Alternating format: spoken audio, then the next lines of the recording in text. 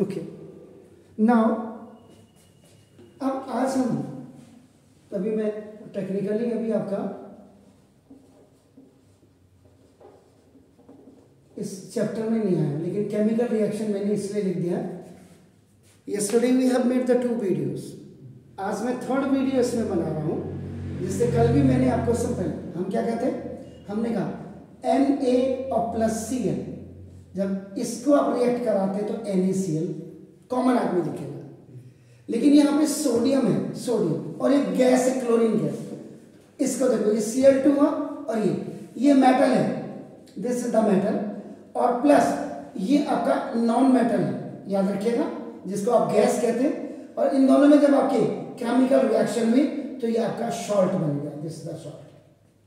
NaCl का मतलब आपका बेसिकली ये कॉमन सॉल्ट ही है, जिसको नमक आप कहते हैं।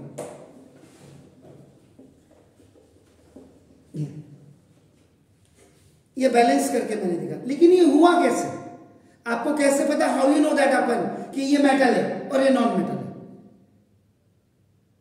तब जाकर के आप केमिकल रिएक्शंस पे आप पहुंचेंगे। आपका ना देखो दिस इज ना, तो सबसे पहले देखो आपका, अब जैसे मैंने सोडियम ले लिया, मैं सोडियम ले लेता हूं, मैंने एक X एलिमेंट ले लिया, I have an X element, ये देखो, एंड इसका एटॉमिक नंबर आपका जो है 11 है, ये देखिए,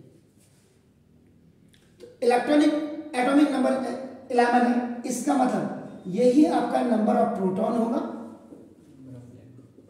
और यही आपका जो है नंबर ऑफ इलेक्ट्रॉन्स होंगे, याद रखिएगा। एटॉमिक नंबर आपका हमेशा ये आपका इंडिकेट करता है कि नंबर ऑफ प्रोटॉन और नंबर ऑफ इलेक्ट्रॉन्स आपका नहीं, लेकिन नंबर ऑफ इलेक्ट्रॉन्स ये आपका नाम इन वेरियस सेल्स आपके होंगे। इसके लिए मैंने कल क्या कहा था कि नील्स बोर सर ने फॉर्मूला दिया है 2n², और n आपका n बिलोंग्स टू आपका कैपिटल N, और ये आपका होता है नेचुरल नंबर,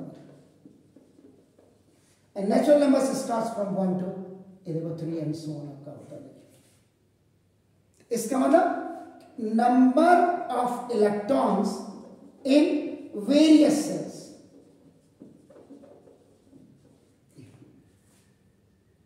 अब आप इसका जब इलेक्ट्रॉनिक कॉन्फ़िगरेशन करेंगे, आपका नाम देखो दिस इज,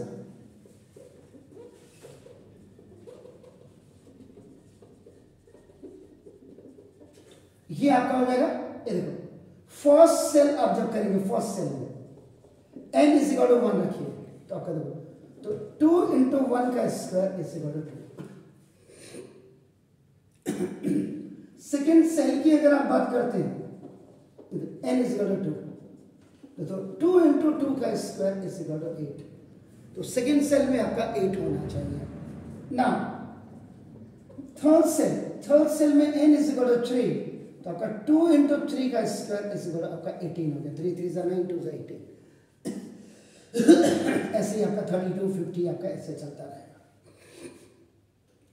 और एक बेसिक जानकारी इसमें, और आपको किसी भी एलिमेंट का, कल मैंने कहा था approximate you have to know about the 60 elements, आपको पता होना चाहिए था, 30 तो एटलीस्ट होना चाहिए, कम से कम 30, और ज्यादा से ज्यादा आपका 63 होना चाहिए। तो जब आपको एटॉमिक नंबर इसका याद होगा, तो आपका 11, इसका आपका मॉस नंबर भी आपका, इसका एटॉमिक वेट इसका याद होना चाहिए। तो ना देखो दिस, तो जो बड़ा नंबर होता है that is known as atomic weight, atomic weight इसका देखो ये 23 हो गया। इससे आपका नाम नंबर ऑफ आपका न्यूट्रॉन आप निकाल देंगे, तो नंबर ऑफ न्यूट्रॉन का मतलब आपका हो गया एटॉमिक मास या एटॉमिक वेट, और माइनस एटॉमिक नंबर आपका हो जाएगा, तो दिस 23 - 11 इज इक्वल टू आपका 12 हो गया। ये देखिए, अब इससे आपका नाम एटॉमिक स्ट्रक्चर आप डेवलप कर सकते हैं।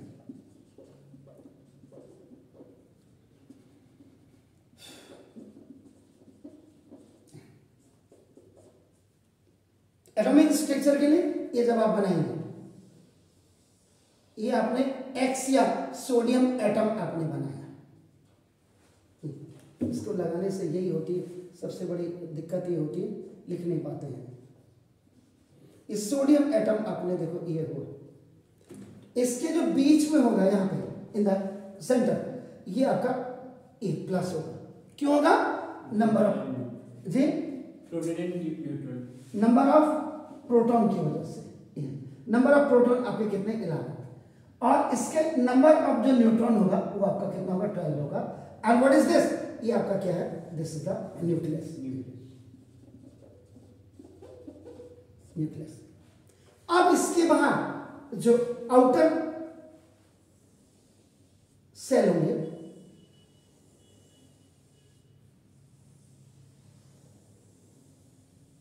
ये देखिए, तो पहले वाले सेल में आपका 2,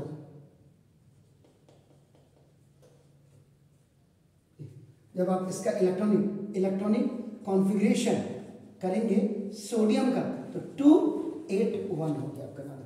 तो फर्स्ट सेल में आपका देखो ऐसे क्रॉस करके भी आप कर सकते हैं। देखो 1 2 3 4 5 6 7 8 और थर्ड सेल में इसका ये थर्ड सेल में आपका ये 1 हो गया। तो इसका मतलब इसका पूरा हॉरोस्कोप जनरेट हो रहा है। देखो आपका नाम अभी आपको बिल्कुल you are generating a horoscope. तो देखो आपका नाम देखो this। अब आपका क्या हो गया? ये लास्ट आउटर मोस्ट ऑर्बिट में लोमो का मतलब होता है लास्ट आउटर मोस्ट सेल या ऑर्बिट। इसमें आपका देखो 1 इलेक्ट्रॉन है, 1 है आपका देखो। इसका मतलब ये जो सोडियम होगा ये फर्स्ट ए ग्रुप का मेंबर होगा, फर्स्ट ए ग्रुप का मेंबर। यानी कि जिसको कल आपने कहा था एल्कली मेटल, अगर आपने घर जाके इसको पढ़ा होगा आपका नाम देखो फर्स्ट ए ग्रुप का आपका मेंबर है आपका नाम देखो। यहां पे नंबर ऑफ शेल्स ये है आपके 3, देखो 3 1 2 3। इसको इसको के एल एम भी कहते हैं आपका नाम देखो। तो के में it's 2 it's 8 और ये 1 हो गया। इसका मतलब this is a member of third period. तो जब आप when you see the long periodic table में आपका नाम you will see that the position of sodium जब आप देखेंगे, ये देखिए आपका नाम, तो ये फर्स्ट ए ग्रुप जहां हाइड्रोजन, ये देखो लिथियम और ये आपका सोडियम, ये देखो ये first period, now this is the second period और ये जो आप देख रहे हैं थर्ड पीरियड। ये इसमें इसकी पोजीशंस आपकी, आप इसको ऐसे देखते हैं आपका नाम देखो दिस।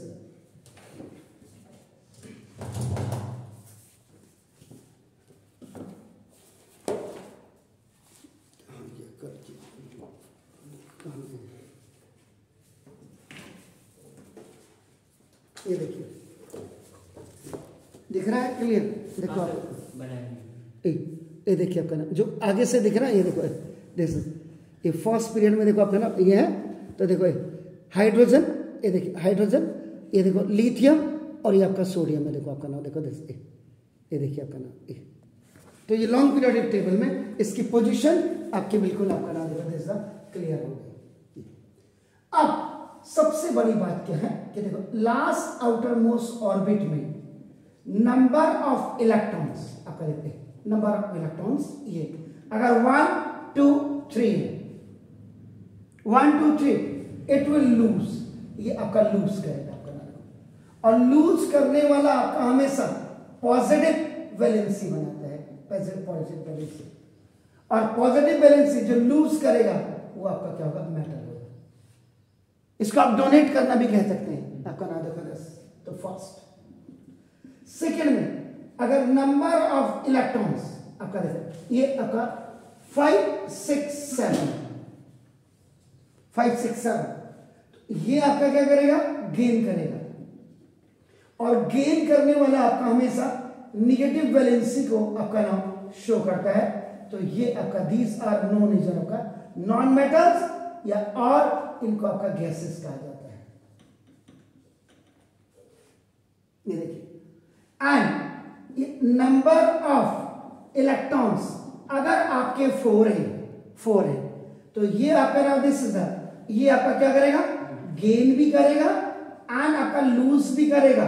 मोस्टली ये गेन ही करते हैं, तो इनको आपका these are known as metalloids, आपका इनको कहते हैं। देखो आपका those who keeps the property of the metals as well as of non metals, आपका ना देखो दिस एंड उसके बाद आपका देखो नंबर ऑफ इलेक्ट्रॉन्स, आपका देखो अगर 8 हो तो आपका देखो नो गेन नो लॉस, इनको नहीं हुआ तो इनको आपका क्या करते हैं, इनर्ट गैस कैटेगरी, यानी कि 18th ग्रुप या 0 ग्रुप या आपका 8A ग्रुप के मेंबर्स इनको कहते हैं आपका। इसीलिए जब आप केमिकल रिएक्शंस पढ़ते हैं आपका ना देखो जैसे, तो ये सारी इतनी चीजें दिमाग में रखते हुए अब आप देखो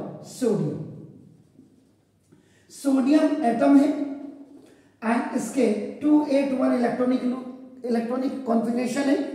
सो now when at last 1 2 3 electrons are there, तो ये आपका ये 1 इलेक्ट्रॉन को आपका क्या करेगा, लूज करेगा।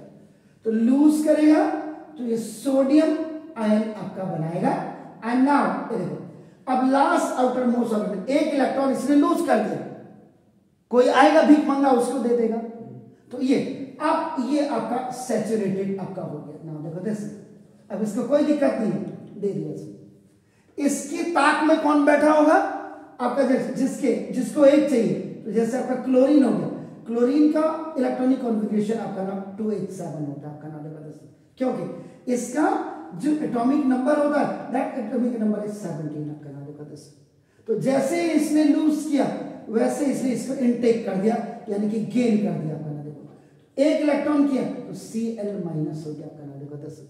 एंड द आयन बना दिया, इट इज आल्सो आपका नाम देखो दिस इज सैचुरेटेड। और इसके अब आपका देखो 2 8 7 + 1 8 हो गया और ये आपका सैचुरेट हो गया। इसीलिए ये सोडियम आपका क्लोरीन क्योंकि गैस है तो इसलिए आपका मेटल्स के आगे लगता है और गैसेस के नीचे, इसीलिए इनमें जब आपका केमिकल रिएक्शन होती है तो आपका देखो वो मेटल्स के नीचे नहीं लगता है? नहीं सर, मेटल्स के आगे एग्जैक्टली। और जो नॉन मेटल्स गैस होती है उनके नीचे लगता है। तो ये इसलिए आपका केमिकल रिएक्शंस पढ़ने से पहले बच्चे को ये क्लियर होना चाहिए कि उसका एटॉमिक नंबर कितना है, एटॉमिक मास कितना है, आपका एटॉमिक स्ट्रक्चर क्या है, number of electron last outer most orbit में कितने होने चाहिए, ये सारी चीजें तब जाकर के आपके ये चैप्टर पढ़े जाते हैं। ऐसे नहीं होते कि मास्टर ने किताब खोला कर ले इसको, ये तो सभी कर लेते। Please do it.